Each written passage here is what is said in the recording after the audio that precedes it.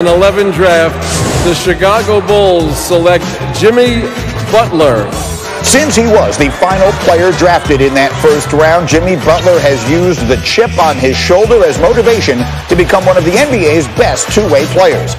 Unheralded out of college, Butler is now regarded as a versatile scorer and tenacious defender. What a tremendous defensive play by Jimmy Butler. Earning all defensive honors 4 times and All-NBA twice. Known for his motor, Butler has led the NBA in minutes per game since 2013. And don't forget, before Kawhi's heroics against the Sixers, it was Butler's dash to the rim that nearly sent Game 7 to overtime. Here comes Butler driving, layup is good! He ties the game! All right, Jimmy Butler, a terrific addition, obviously, in Miami, a team that missed the playoffs a year ago. Is he enough to help them make a playoff run this season for the Heat? With that thought in mind, we got Farnham here. Today's fundamental list, Sean is going to give us a list of 5 teams that missed the playoffs last year that you believe had the best chance to make it this year. All right, let's start working with the ones I'm most confident in. Okay. And I think this is going to shock a lot of people here.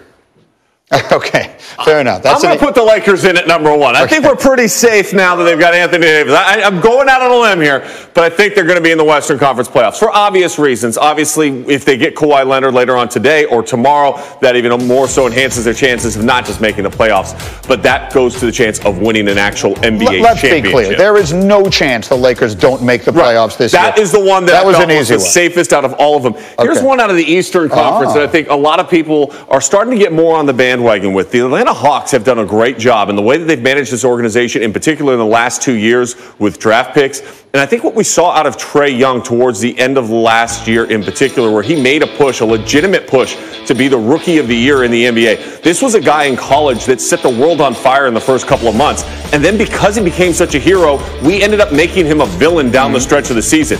He is not a villain. He's a very talented young piece that is making the Hawks a legitimate threat in the Eastern Conference to make the playoffs. I agree. And if you look at the bottom of the Eastern Conference playoff picture from a year ago, it is to be kind, a vast wasteland. So I do like that a lot. All right, I'm going to stay in the Eastern Conference here, and I'm going to go at number 3. I'll go with the Miami Heat for exactly what you just were talking about. Who is Jimmy Butler? What does he mean for a team out on the floor? This is an organization that, as you guys discussed in the afternoon yesterday, has never tanked. Yep. Tanking is not in the word of the foundation of the Miami Heat. This is an organization that anticipates being in the postseason. I think Jimmy Butler is the player that's going to take them back to the postseason. And I think getting rid of Hassan Whiteside actually helps that team, in particular with the chemistry. So now we get to the last 2. Yeah. The last 2 become a little bit more interesting because I'm going to go with the Pelicans. The Pelicans, not just because of Zion Williamson, and not just because of the components in which they were able to gather via that trade, but even what they've been able to do in free agency. And I think the one person we don't talk enough about around Zion that can make a huge impact is Jrue Holiday. Jrue Holiday is a really good point guard in the NBA. You allow him to facilitate, you allow Lonzo Ball to play with him. I think this team, and Brandon Ingram and J.J. Redick and Derek Favors, I think this team has done a lot to improve themselves and put themselves in this position to be discussed. There's nothing I enjoy more than disagreeing with you, but I can't so far. I like every one of these picks. All right, and last but not least, I'm going to throw up the Dallas Mavericks. And I think they addressed a need that they definitely had in free agency. Last year, they were 27th in the NBA in three-point field goal percentage. They just added Seth Curry to the mix. You obviously have got Luka, which had a phenomenal rookie season. He's got all the experience from overseas. He's going to be a star in this league.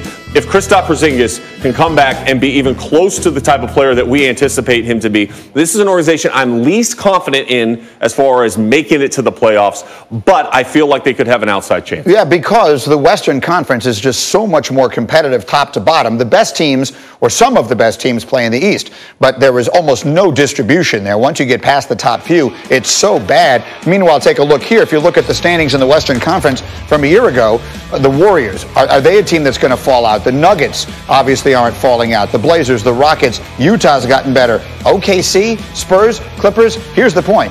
You're putting Dallas in.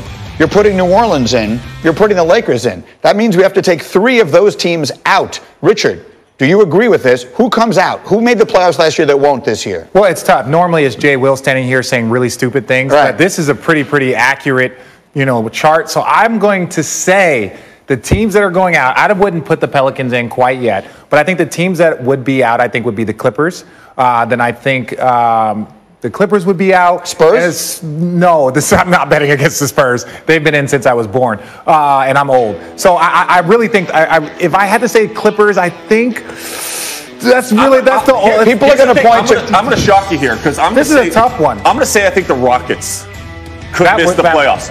And the reason why is they're an injury away. It's a combustible roster, as it always is. They're talking about trading away basically their entire team, still trying to figure out a way to improve it to be able to win a championship. And because of that, look, they're clearly going to be in, so we know that for sure. Yeah. And again, these are the teams I'm least confident in, but if they're going to make a legitimate push, it's going to be someone else. I like the Clippers call. And that's the thing. We're talking about parity, and look at some of these teams. You're going to have the unicorn back here. You got the rookie of the year playing. They have a good, solid team, and you have a ton of young guys that are going to play well. And then obviously the Heat and what they've done in Atlanta again, but. Look at that. That's parity to me, even if you add Kawhi. This is a team that at some point soon is going to be really good if they're healthy. I think there are a lot of reasons for concern with Porzingis staying healthy long term. Pelicans could be ridiculously good, ridiculously fast if Zion is even close to what people are hoping he may turn into. And the Lakers are probably the best team in the NBA this year. All right, and we talk about NBA ratings and we talk about people wanting to watch. And this is where it starts to get good for the NBA. If you're looking at this screen right here instead of those that are consistent, because we're all going to watch this for the show that is LeBron and AD. Zion factor is going to be big. I don't care where you put him. If he's in a basketball uniform playing basketball, people are watching. Look, then the reality of it is, and you can throw the Rockets into this conversation, people will look at this and say, if these three teams make the playoffs, one of the teams coming out is going to be Golden State. I don't buy it, but people will look at it that way. The other teams look a little more rock solid at this moment than these. This is good stuff. We have much more as we do. Meanwhile, let's get up and go. Laura, take it. Klay Thompson underwent successful surgery Tuesday to repair his torn ACL. His agent told this to Woj. Sean, do you expect Klay to return in time to make an impact on the Warriors next season? Yes, I think with the way surgeries and you're able to respond, Richard, I think he's going to be back late January, early February. And the good news is that he already filmed his scenes for Space Jam 2. So they've kind of switched up the filming to make sure he can get his scenes in. Hashtag priorities. Yes. Okay, DeMarcus Cousins remains the biggest name left on the free agent market after Kawhi Leonard. RJ, where do you see him ultimately signing? I don't know. This is unfortunate. This reminds me a little bit of Isaiah Thomas, not quite as bad, where a guy that was ready to get multiple max deals and multiple max offers is now looking at somewhat of a minimum. It's really up to him. If he's ready to take a minimum, I think he can be in a much better place. If he's looking for money, it won't be in a lot of places. It's the Lakers if Kawhi Leonard doesn't sign there. Will be fascinating to watch. To the NFL, Cowboys running back Ezekiel Elliott met with Roger Goodell on Tuesday in regards to an incident from May in Las Vegas. Elliott posted this statement to Twitter after his meeting with Goodell. He said, earlier today, I met with the commissioner to share with him what occurred in Las Vegas and what I've learned from that incident. I worked hard to make better decisions and to live up to the high standards that are expected of me. He went on to say, I failed to do that here and I made a poor decision. I apologized to Kyle Johnson at the time and I meant it. I need to work harder to ensure I do not put myself in compromised situations in the future. I'm rededicating myself to use all of the resources that the league has made available. But in the end, it is up to me, and I'm determined not to be. Didn't make the trip back from London as their record streak of 31 straight games with a homer came to an end in a loss 4-2 to the Mets at Citi Field last night. It was the first time since May 25th that the Bombers had failed to homer as they hit 57 home runs during the streak. I think they're going to be okay, though.